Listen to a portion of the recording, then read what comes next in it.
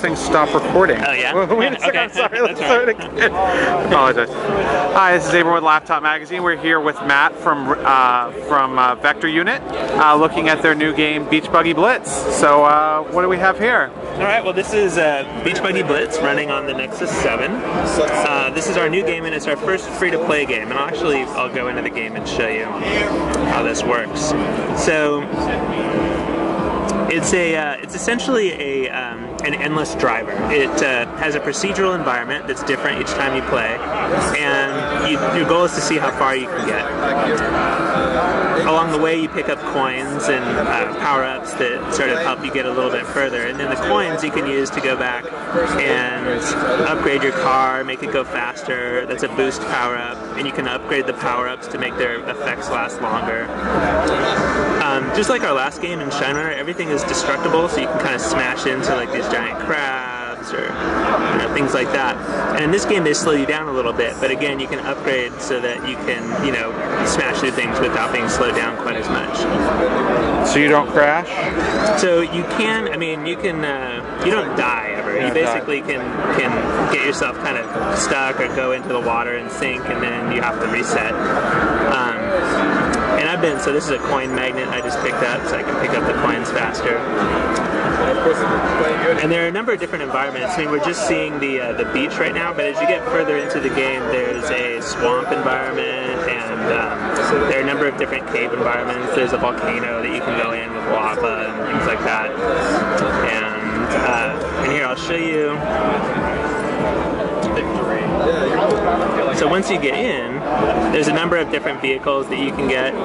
So this is the beach buggy, there's the dune jumper, the rock stomper. This is kind of like the monster truck. So I can buy this with the coins that I have, and then I can upgrade it, and it like adds different kind of engine parts to it. Whoops. If I want, I can get more coins. So you can add fins and stuff like that. And then there's a number of different like power-ups you can get. Different characters, like this guy is sort of the Mexican wrestler, and the bunny rabbit.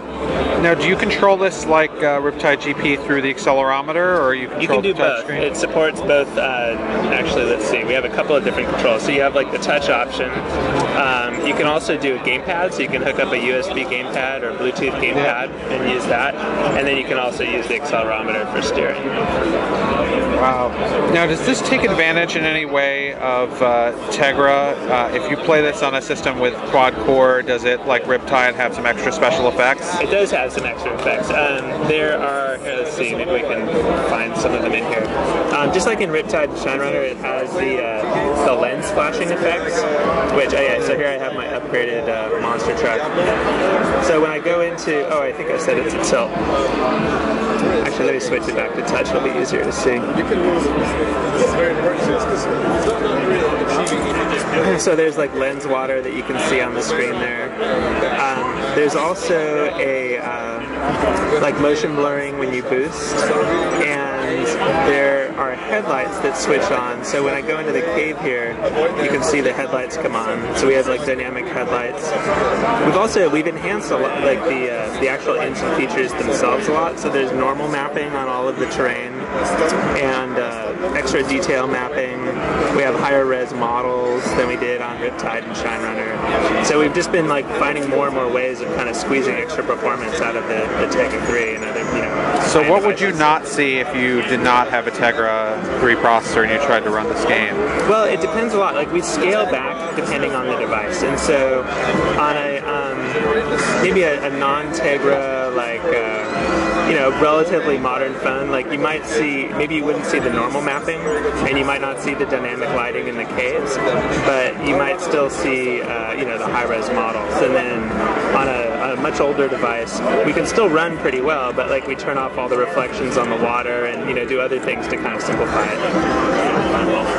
Got it. So the ones that you would definitely see on a quad core system on a Tegra would be the mapping.